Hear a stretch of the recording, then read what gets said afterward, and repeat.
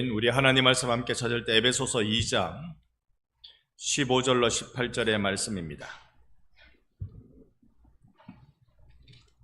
신약 311면 에베소서 2장 15절로 18절까지의 말씀.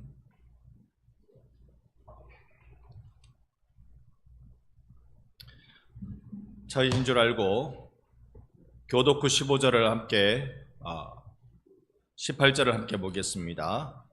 계속 교독하겠습니다. 15절로 18절. 제가 먼저 15절 봅니다. 법조문으로 된 계명의 율법을 폐하셨으니 이는 이 둘로 자기 안에서 한 세 사람을 지어 화평하게 하시고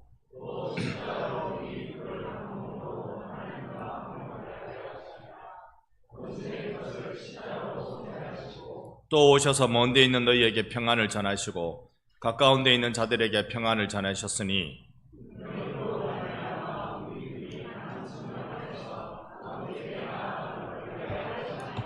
아멘. 할렐루야. 아멘. 여러분, 오늘 주일 가운데, 예배 가운데 하나님 만나고 계십니까? 우리 이렇게 숨을 쉬어야 됩니다. 다른 거는 못해도, 우리 다른 건 잘 할 줄 몰라도 하나님하고 만나는 것은 최고가 될 수 있기를 소망합니다. 자, 우리 오전에 잠깐 했던 거 숨쉬기, 깊이 숨들여 마시기 한번 해봅시다. 시작.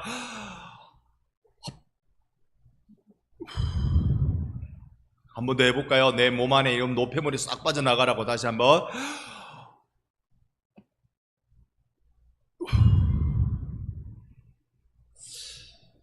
예전에 말씀드렸습니다만 우리들 교회라고 통합교단의 교회입니다만 우리나라에 큰 깜짝 놀랄 만한 일들을 했죠. 여성 목사이십니다. 김양재 목사님이. 제가 알기로 서울대 국악과 출신인 걸로 알고 있습니다. 이분이 목회를 하는데 개척을 했어요. 근데 지금은 10,000명 단위로 모이는 교회입니다. 이거 어마어마하잖아요. 우리 교단은 여성 목사가 없습니다. 법으로 금지되어 있습니다. 근데 통합교단은 여성 목사가 있습니다. 교회를 이분이 개척하고 그 강의 시간에 한 얘기라고 하던데요. 목사들이 모였을 때 강의 시간에 한 얘기라고 하던데요. 누가 물었대요. 어떻게 그렇게 크게 교회를 성장시킬 수 있었냐고. 근데 자기가 뭐라고 뾰족하게 대답은 못하겠는데 한 가지는 있었대요. 그게 뭐냐? 개척을 할 때부터 교회가 계속 자랄 때마다 누군가 이웃교회 어느 교회 목사님 만날 때 자기 교회보다 큰 교회 목사님을 만나면 반드시 속으로 그랬대요. 겉으로 얘기하면 안 되잖아요. 속으로 그랬대요. 네가 나보다 예수를 더 사랑해? 네가 나보다 예수를 더 사랑해? 이게 있었다는 거예요. 이야, 이게 힘이지 않겠어요? 이렇게 하면 교회가 성장한다더라, 저렇게 하면 된다더라. 그거 말고 네가 나보다 예수를 더 사랑해? 이걸로 자신의 인생의 승부수를 삼은 거예요. 여러분에게 있어서의 인생의 승부수는 예수 사랑이기를 소망합니다. 네가 나보다 예수를 더 사랑해? 옆에 분 얼굴을 보고 속으로 얘기해 주세요. 네가 나를, 저 네가라고 하면 안 되는데 안 되는데. 자, 서로 입 열고 인사합시다. 예수를 사랑합시다. 아멘. 예수를 사랑합시다. 우리는 에베소서의 말씀에 조금 오래 머물면서 바울이 세상을 향한 외침, 자신의 비전 이야기를 우리 좀 하고 있습니다. 교회가 본질적으로 가져야 되는 것은 우리가 지난 시간까지 했고, 이제 오늘 교회가 넘어야 될 산에 대해서 좀 이야기를 해 보려고 합니다. 에베소 교회는요, 요거 말씀 수련회 때 제법 좀 많이 풀어내겠습니다. 제법 많이 풀어내는 건 제가 가봤기 때문에 그래요. 지난 3월, 4월에 가봤기 때문에 제법 좀 풀어내도록 하겠습니다. 어느 교회든지 이 귀신 드글드글 한 곳에 교회가 세워지잖아요. 에베소 교회도 마찬가지입니다. 사도행전에 보면 에베소 지역에 있던 귀신이 어떤 귀신이 있습니까? 사도행전에 나타나는 에베소에 있는 신,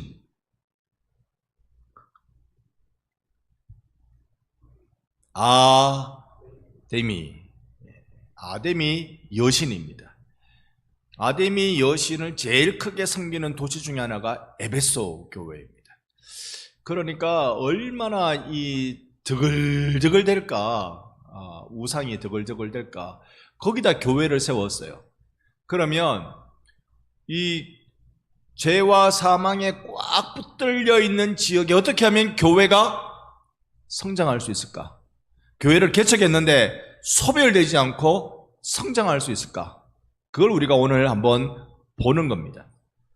단박에 2장 우리가 봅니다만 15절부터 봤지요. 15절에 보면 하나님이 어떤 부류를 지으신대요. 어떤 부류를 지으셨대요. 어떤 부류? 계명의 율법을 폐하시니 이 둘은 뭐냐 하면 이방인과 유대인을 얘기합니다. 이 둘을 자기 안에서 어떻게 확 녹여서 엮어서 이렇게 만들어냅니까? 누구를 만들어내버립니까? 한 세 사람을 만들어버립니다. 한 세 사람. 자, 이게 한 사람 만들어냈다는 게 아니라 새로운 종족을 만들어냈다라는 겁니다. 이거를 우리가 어떻게 설명을 우리가 할 수 있을까요? 예수 안에서 이방인도 집어넣고 유대인도 집어넣고 그래가지고 여기에 예수의 사랑으로 펄펄펄 끓여가지고 녹여가지고 이방인 색깔 쫙 빼고 유대인 색깔 쫙 빼고 예수 생명으로 비벼가지고 만들어가지고 뽑아낸 게 한 세 사람, 새로운 종족 누굽니까? 옆 사람께 얘기합시다. 당신이 그 종족이요. 여러분, 제가 그 종족입니다. 제가 그 종족입니다. 유대인 색깔 쫙 빼고 이방인 색깔 쫙 빼고 우리는 예수로 옷 입은 자들인 줄로 믿습니다. 자, 그러면 이렇게 얘기하면 기존에 있던 사람들이 불편해요. 기존에 있던 사람은 좋은 게 좋은 거예요. 구관이 명관이다. 여러분, 근데 진짜입니까? 구관이 명관입니까? 교회에서 정치 얘기 앵간하면 안 해야 되지. 제가 가지고 있는 기본적인 정치 색깔은요, 보수당이 하면 그 다음은 진보당 시켜야 되고 진보당이 하면 그 다음에 보수당 시켜야 된다. 가만히 놔두면 찌짐을 굽어도 요래요래 해놔야 잘 굽히지 가만히 놔둬버리면 한쪽이 홀라당 타뿐다. 저는 그 생각입니다. 요래다가 잘하면 한 번 더 굽고 잘못하면 바로 엎어버리고 요래내가 잘하면 한 번 더 놔두고 못하면 바로 엎어버리고 요렇게 해야 나라가 맛있게 돌아간다. 저는 그렇게 생각합니다. 동의 안 하셔도 괜찮습니다. 그런데요, 예수를 우리가 믿고 있는 중에, 알고 있는 중에 기존의 질서를 바꾸면 불안하고 어려워지는 게 사람의 솔직한 심리입니다. 복음이 전해질 때도 그랬습니다. 이스라엘의 교회가 세워졌어요. 그 교회의 구성원은 전부 다 유대인들이었습니다. 예루살렘 교회는 전부 다 구성원이 유대인들이었습니다. 유대인들로 다 구성되어 있는데 꼭 보면 이렇게 우리랑 같지 않고 흔히 말하는 도라이 같은 그런 부류가 있어요. 예루살렘 교회에 도라이 같은 부류가 누굽니까? 바울. 전부 다 유대인끼리 모여가지고 우리가 예수 믿고 할렐루야 찬송하고 이러고 있는데 이게 지 혼자 나가가지고 복음 전해갖고 이방인들을 데리고 온단 말입니다. 유대인들 입장에서 이방인은요 천하에 몹쓸 놈입니다. 지옥의 불쏘시개밖에 쓸 게 없는 악한 종자들입니다. 그런데 그런 사람들을 예수 믿는 사람이라고 데려와가지고 교회에 동일한 천국 시민으로 데리고 들어왔으니 기존에 있는 사람들이 이게 흔들리죠. 힘들죠. 저항, 거부감이 생겨납니다. 이럴 때 어떻게 해야 되느냐? 여러분, 이거요 그냥 부글부글 끓여야 됩니다. 용광로에서 확 이게 끓어야 돼요. 끓어야 내 속에 불순물이 쫙 빠집니다. 더운 날 뜨거운 얘기를 하니까 여러분이 눈이 더 뜨거워지십니다. 자, 다시요. 원고 저거 왔는데 원고 안 보고. 제가 잘 알아요. 주일 9시 30분에는요, 우리 중고등부와 청년부와 유치부 교사들이 예배를 드리거든요. 그때는 원고를 보고 하면 안 돼요. 원고를 보고 하면 이 청년들을 이렇게 제가 시선을 끌고 갈 수가 없어요. 조금만 좀 틈을 주면요, 알아서 묵념하고 있습니다. 그러니까 이게 앞에 나가서 제가 9시 반 때는 제가 뭐 별거 다 합니다. 혼자서 원맨쇼를 합니다. 가만히 보니까 오후에도 좀 그러라고 여러분 저에게 말씀을 하시는 것 같아서 원고 돕고 여러분과 함께 말씀을 좀 나누겠습니다. 자, 교회라는 그리스도인이라는 예수쟁이라는 한 세 사람을 만들어내기 위해서 필요한 게 첫 번째가요, 녹아야 됩니다. 기존에 가지고 있던 나는 이 헬라인인데, 나는 유대인인데, 나는 누군데가 붙어 있으면 한 세 사람으로 어우러지지가 않아요. 그게 불가능합니다. 그러니까 이걸 녹여야 되는데, 녹이는 방법은 예수와 성령밖에 없죠. 예수와 성령 외에는 녹일 수 있는 방법이 없습니다. 여러분, 교회라는 건요, 신기하게 높낮이로 만들어 놓지를 않았습니다. 로마 카톨릭은 이게 높낮인 줄 알았어요. 그래서 평신도와 성직자, 이 두 계급으로 이렇게 만들어 놨습니다. 계급 사회를 만들어 놨단 말입니다. 이게 계급입니까? 평신도와 성직자가 이게 계급입니까? 칼빈이나 루터나 이런 사람들이 곰곰이 보니까요, 이건 틀렸더란 말입니다. 성경에 그걸 계급이라고 하지 않고 직분이라고 했단 말입니다. 직분이라는 것은 맡은 게 다르다라는 말입니다. 맞습니까? 맡은 게 달라요. 자, 그래서 이 종교개혁가들이 네 가지의 직분은 항상 교회에 있어야 된다. 항상 있는 직분이라 해서 뭐라고 부를까요? 항존직이라고 부릅니다. 항존직으로 네 가지 직분이 있어요. 무엇이죠? 1번, 2번, 3번, 4번 계급 순서 아닙니다. 계급 순서 아니고, 자, 1번 목사, 2번 교사, 3번 장로, 4번 집사. 번호 순서가 이게 그거 아닙니다. 각 해야 되는 일들을 나누었단 말입니다. 직분이 다른 거예요. 목사의 직분은 뭡니까? 야근, 처방은, 그게 처방이 아니고 진료는이죠. 그냥 오전에 내가 새로 싹 지우고 다시 야근, 진료는, 목회는, 목사는 뭐 하는 사람이에요? 목회하는 사람이지. 목회인데 이 목회라고 우리가 알 수 있는 일반적인 목회는요, 목사만 하는 게 아니라 구역장도 목회해야 됩니다. 주일학교 교사도 목회해야 하는 거예요. 목회라는 말은 목자가 양들에게 하는 활동이라는 말입니다. 그러니까 패스토링이라고 말하는 건 그건 누구나 다 영혼을 책임지자가 다 합니다. 목사가 하는 일은 사실 뭐냐면 장로와 하는 일과 똑같이 하면서도 한 가지 더 붙어 있어요. 그게 진리를 가르치는 일입니다. 목사는 가르치는 일로 부름받았어요. 그러니까 저 사람 목사해도 되나 안 되나 궁금하면 그 사람의 가르침을 들어보면 알아요. 영 가르침이 어려우면 안수받기 전에 가르침에 대해서 좀 더 배워야 됩니다. 영 가르침이 나도 모르겠고 니도 모르겠고 서로 모르겠고 이렇게 되면 좀 더 시간이 필요한 것이죠. 목사는 가르치는 대로 부름받았습니다. 교사는요, 주일학교 교사는 아니에요. 칼빈이 네 가지 직분 만들 때 교사는 주일학교 교사가 아니고 신학교 교수급입니다. 진리를 수호할 수 있는 사람, 그 사람. 그 다음에 장로는 무엇 하시는 분일까요? 치리하시는 분입니다. 치리는 뭐죠? 잘하면 상 주고 못하면 벌 주고. 그게 치리인가요? 그러면 우리 교회는 치리가 있나?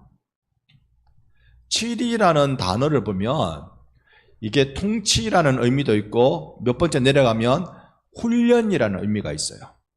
성도들의 신앙을 바르게 훈련시킬 책임이 장로분들에게 있습니다. 이거 어떻게 칼빈이 이걸 되게 만들었냐면, 지난주일 우리 성례식 했잖아요.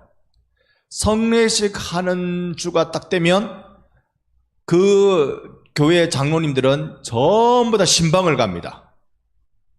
목사가 가는 게 아니고 장로님들이 신방을 다 가요. 가서 뭐라고 말하느냐? 이번 주일날 성찬식인데 성찬 받을 준비 됐습니까? 그러면 여러분 어떻게 말할 것 같아요? 우리 교회 장로님들이 이번 주일 성찬식 앞두고 여러분 가정에 방문해서 집사님 성찬식 참여할 준비가 됐습니까? 라고 말하면 여러분 뭐라고 대답하실래요? 옆에 분께 인사합시다. 눈 뜨고 들읍시다. 큰일 났다. 성찬식 받을 준비 됐습니까? 그 질문 받으면 우리가 덜컥 뭐부터 생각납니까? 내가 어제 한 일을 알고 있다, 이런 음성이 들리잖아요. 그러니까 마음이 죄에 대해서 민감해지기 시작하죠. 어제 내가 이런 일을 했는데. 자, 요럴 때 성도들은 장로님 근데요 사실 내가요 요런 죄를 지었어요. 자, 자기의 죄 지은 걸 누군가에게 고백하는 걸 로마 카톨릭 용어로 빌리면 뭐라고 부릅니까? 고해성사라고 부르죠. 셀데르 하위스라는 전 세계 칼빈 학회 회장이 한국에 온 적이 있습니다. 칼빈 탄생 500주년에 맞추어서 부산에 왔어요. 제가 거기에 갔을까요? 안 갔을까요? 크는데 안 가면 안 되지. 제가 그분 사인해 놓은 책도 다 갖고 있어. 제가 그 책을 원래 갖고 있는데 그걸 가지고 가야 되는지 몰랐어요. 원래 그 책 제가 갖고 있거든요. 근데 저자 친필 사인을 해준대. 한 권 더 샀다 아닙니까? 사인 받으려고. 그거 다 중심에 서신 하나님이라는 시편 책, 그 책을 다. 그분이 이런 얘기했습니다. 종교개혁기 때 장로님들이 성찬식을 앞두고 신방 가는 걸 뭐라고 불렀냐면 찾아가는 고해성사라고 불렀습니다. 죄에 대해서 성도들로 긴장하게 만들고 죄를 버리고 싶게 만들도록 해주는 것이 치리 장로의 역할이란 말입니다. 성도들을 하나님 앞에 경건하게 훈련하며 세우는 일의 역할이 치리 장로의 역할이란 말입니다. 그 다음에 항존주의 4개 중에 또 하나 남았는데, 집사님들은 무엇하는 분들이실까요? 섬기는 분들이에요. 사도행전에 보면 봉사하는 분들이에요. 여러분, 교회가 무슨 일을 하려고 섬기려고 노력하면 필요한 게 몇 가지 있어요. 물론 은혜도 필요하고 뭐도 필요하고, 현실적으로 뭐가 필요합니까? 섬기려면 뭐가 필요합니까? 모르면 옆에 분께 물어보세요. 섬기려면 뭐가 필요한지. 돈이 있어요. 돈이. 장로님 어찌 잘하십니까? 돈이 있어야 돼. 돈하고 또 그 돈을 쓸 사람이 필요해. 경건하게 돈을 쓸 사람이 필요하죠. 돈과 사람이 필요해요. 그 다음에 기도도 필요하고 뭐 이런 거 다 필요하지만 돈과 사람이 필요합니다. 그래서 집사 이분들은 뭘 하는 분들이냐면 교회의 재정을 맡는 거예요. 재정을 맡는다는 말은 돈을 들어가고 나가고를 맡는다는 의미인데, 그 의미는 무엇입니까? 일을 하도록 하는 분이란 말입니다. 집사님들이 돈줄을 딱 쥐고 있었으면 교회가 꼼짝 못하죠. 아무 일 못합니다. 그래서 돈을 집사님들이 쥐고 있어요. 근데 일을 하도록 만들어주는 역할을 하는 겁니다. 제가 대학 다닐 때요, 여기 교회 조직에 좀 이렇게 비판적인 분들을 좀 대화를 한번 한 적이 있어요. 이렇게 말합니다. 목사가 자꾸 장로 일을 하려고 한대요. 장로가 자꾸 집사 일을 하려고 한대요. 그러니 집사는 자꾸 놀고 먹으려고 한대요. 목사가 장로 일을 하려고 한다는 게 뭡니까? 자꾸 목사가 신방 가려고 그러더라고요. 목사가 가서 책망하려고 그러고, 성도를 바르게 세우는 일을, 그건 장로의 일인데, 장로님들이 자꾸 교회 일을 하려고 하는 거예요. 봉사 일을 하려고 하는 거예요. 그건 집사님들이 하는 일인데. 그러니까 집사님들은 자꾸 자기 일 없으니까 이제 놀고 먹는 거죠. 이게 안 좋은 교회 형태라는 겁니다. 목사는 가르치는 일에 전무해야 돼요. 그거 전무하려고, 말씀과 기도에 전무하려고 교회 직분을 세웠다는 걸 사도행전에서 알려주고 있습니다. 그래서 교회는요, 높고 낮고 이러면 그 교회는 우리가 알고 있는 장로교가 추구하는 성경적 교회는 아닙니다. 누가 높고 누가 낮고 이렇게 말하는 순간. 근데 여기까지 생각이 공감하는 분들이 별로 없어요. 여러분들은 공감하시죠? 아닙니까? 여러분들은 공감하시잖아요. 근데 제가 다른데 목사님들하고 얘기해도 이 공감을 못하고 있어요. 어떻게 해서 장로교 목사가 됐는지 몰라. 장로교는 이거 분명하거든요. 높고 낮음이 아니라 맡은 바 직분, 이것을 통해서 하나님이 질서를 만들어 가시는 분이시거든요. 자, 그러면 무언가 다른 것으로 이미 가지고 있는 그 무언가로 들어오는 것이 아니라 그건 다 녹이고, 은혜로 녹이고 성령으로 녹이고 다 녹이고 하나님이 원하시는 새 인류로 쭉 가래떡 뽑듯이 이 새 사람을 쭉 뽑아내야 되는 거예요. 그러면 교회는 이 작업을 하기 위해서 차별이라는 걸 극복해야 됩니다. 이겨내야 됩니다. 여러분이나 저나 별로 너 잘났다 너 못났다 할 것 없는 이유가 어디에 있습니까? 알아서 다 못나서 그렇습니까? 너 잘났다 너 못났다라고 우리가 내가 너보다는 높다 내가 너보다는 못하다라고 이야기할 필요가 없는 이유가 어디에 있습니까? 우리 모두 다 하나님의 형상이에요. 자, 옆에 분 얼굴 딱 한번 보세요. 눈이 2개, 코는 1개, 입은 1개, 귀는 2개. 아니신 분 저한테 신고해 주세요. 우리는 하나님의 형상이에요. 그건 눈, 코, 입 문제가 아니라 하나님의 형상이에요. 하나님의 형상으로 지음받았기 때문에 너나 할 것 없이 존귀한 자들입니다. 그 사람이 잘 살고 못 살고 문제 아니에요. 그 사람이 멋있고 예쁘고 그 문제 아니에요. 그 사람이 젊었느냐 늙었느냐 이 문제 아니에요. 우리가 그 사람을 귀하게 여기는 이유는 하나님의 형상이기 때문에 그렇습니다. 이 하나님의 형상이라는 것이 기독교의 가장 중요한 가치로 여기고 사람을 대할 때 가장 중요한 가치로 여기면 그 다음에 극복해야 될 차별이 있어요. 이 당시 초대교회 때 극복해야 될 차별이 뭐냐 하면 유대인이냐 이방인이냐 민족의 차별입니다. 민족의 차별. 우리나라 사람은 우리네 근대사 역사가 불행했기 때문에요. 제가 여러분께 여쭙습니다. 일본 놈이 더 나빠요? 북한 놈이 더 나빠요? 우리네 근대 역사를 보면서 일본 놈이 더 나빠요? 북한 놈이 더 나빠요? 대답 한번 해보시라요. 일본이 나빠요? 북한이 나빠요? 북한은요 3년만 우리 쳐들어왔어요. 그리고 우리가 북한한테 나라 안 뺏겼거든요. 일본은 35년 몇 개월 36년 동안 우리나라를 총칼로 짓밟았어요. 골수까지 다 빼먹은 주여 입술을 찢어주시옵소서. 누가 더 나빠요? 우리는요 민족적 차별에 익숙해져 버렸습니다. 근대 시기를 겪으면서요 민족적 차별이 익숙해졌습니다. 그래서 정치권이 이걸 잘 알아요.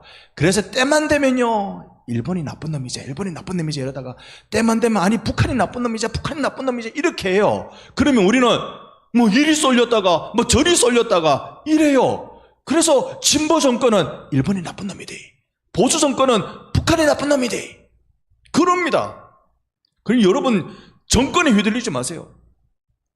우리 교회가 해야 할 일은 녹여내는 일이에요. 떡갈에 뽑아내듯이, 쭉 뽑아내듯이 교회는 녹여내는 일을 해서 한 세 사람을 만들어야 됩니다.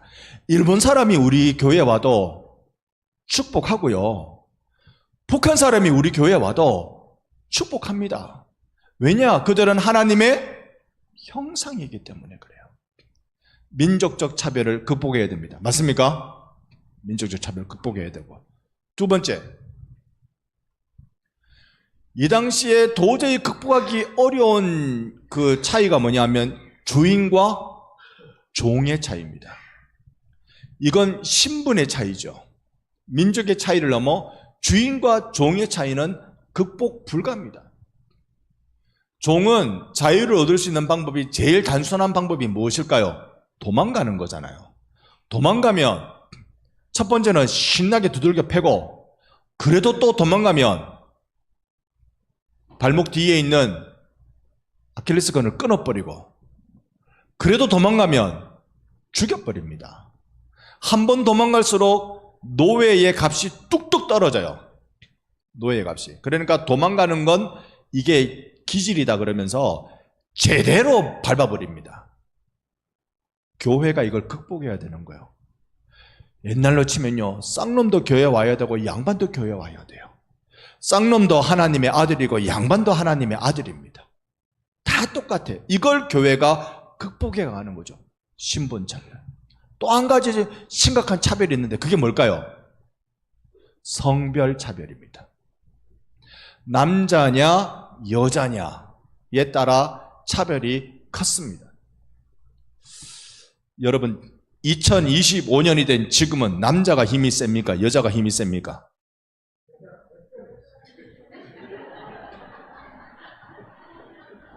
이건사님, 여자가 100배는 더 세다는데 동의하십니까?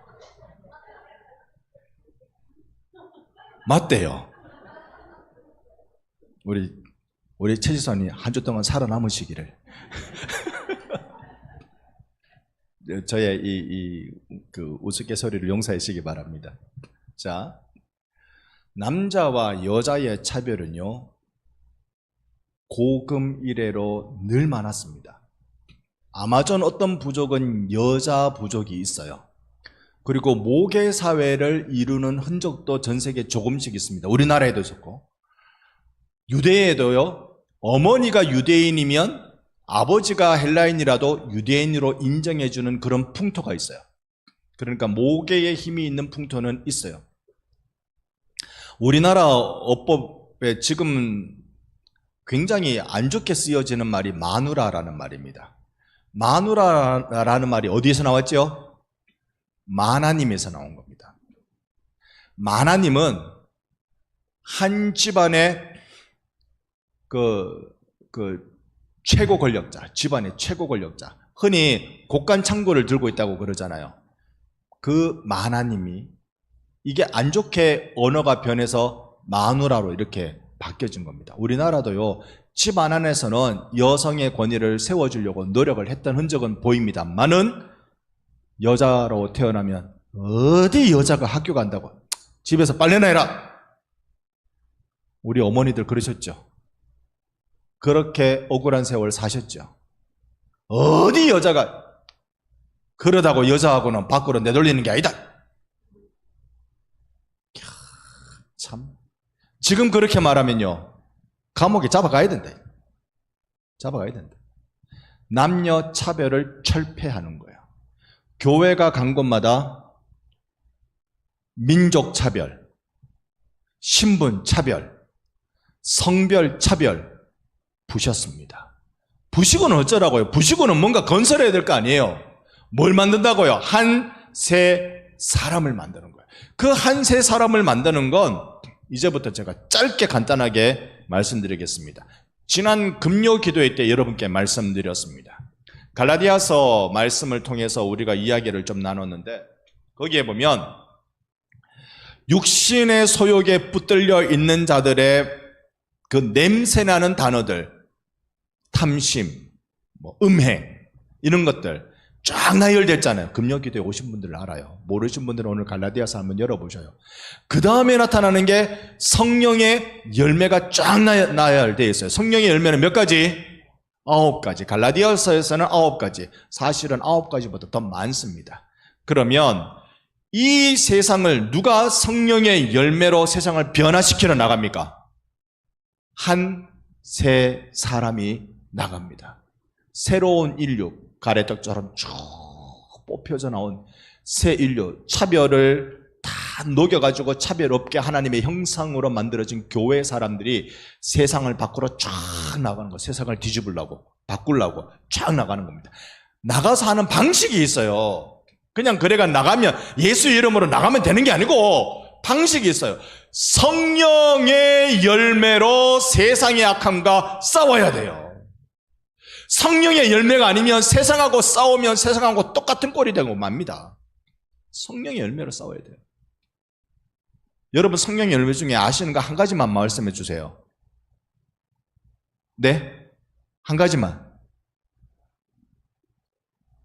네? 온유.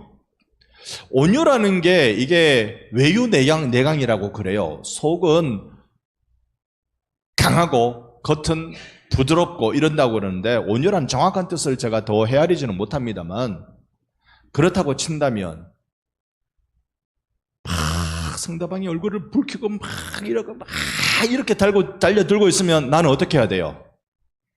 같이 네가 어디 막 내가 교회 다닌다고 네가 나를 그렇게 깔보나 이러면서 붙어버리면 세상을 바꿀 수 있습니까? 못 바꿉니다. 그래갖고 세상을 못 바꿉니다. 성령의 열매로 세상을 바꾸는 겁니다. 여러분 이번 한 주 동안 우리가 할 일이 뭐냐면 이 세상을 향해서 바울이 그토록 외쳤던 것 한 세 사람을 지어서 세상을 바꾸시기를 원하셨던 주님의 마음으로 성령의 열매로 세상을 뒤집으려고 나가는 거예요. 근데 그게 이만기 씨름하는 것처럼 확 뒤집기로 뒤집어지는 게 아니라 성령의 열매로 싸워야 되는 거예요. 여러분 제가 여러분께 말씀드립니다. 예배 마치고 집에 가면 부부싸움 하세요. 부부싸움을 하라고요. 사랑과 온유와 절제와 이런 걸로 부부싸움 하라고요. 그래야 사람이 바뀝니다. 오늘 우리에게 하나님이 주신 귀한 말씀들을 기억합니다. 16절 또 십자가로 이 둘을 한 몸으로 하나님과 화목하게 하심이라. 원수된 것을 십자가로 어쩌고? 소멸하고. 이거 하셔야 됩니다. 이거 하고 오십시오. 우리 천국 가면 아니 지금 이 기후 변화나 이 세계에 나타나고 있는 일들을 보니까요. 가고 오는 모든 신앙의 선배들이 그랬겠지만 예수님 오실 날 얼마 안 남은 것 같아요. 전쟁의 소식이 또 들리죠. 태국, 캄보디아 한번 대단히 붙었다면서요. 이번에 전투기까지 가서 캄보디아는 한 군 부대가 박살났다는데요. 전쟁, 지진, 기근, 홍수, 가뭄 이제 그게 일상이 되지 않았습니까? 우리나라의 안동 이쪽 지역으로 불 났다고 난리라고 하다가 이제 물 났다고 난리. 우리 이거 예수님 오실 징조 아닐까요? 예수님 오시면 우리가 해야 될 일 무엇일까요? 그게 바로 성경 한 구절만 찾읍시다. 요한계시록 7장 9절.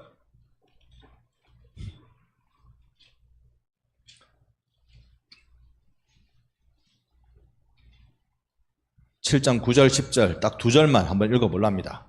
요한계시록 7장 9절과 10절 방송으로도 보이니까요. 우리 함께 두 절을 읽어봅니다. 이후에 내가 보니 각 나라와 족속과 백성과 방언에서 아무도 능히 셀 수 없는 큰 무리가 나와 흰옷을 입고 손에 종려 가지를 들고 보좌 앞과 어린 양 앞에 서서 큰 소리로 외쳐 이르되 구원하심이 보좌에 앉으신 우리 하나님과 어린 양에게 있도다 하니 아멘. 각 나라의 족속, 백성, 방언 아무라도 셀 수 없는 큰 무리가 일어나서 주님께 찬양하는데 구원하심이 보좌에 앉으신 우리 하나님과 어린 양에게 있도다라고 노래하는 이 노래를 누가 부릅니까? 우리가 부릅니다. 새로운 인류, 새로운 사고방식으로 살아가는 우리가 부릅니다.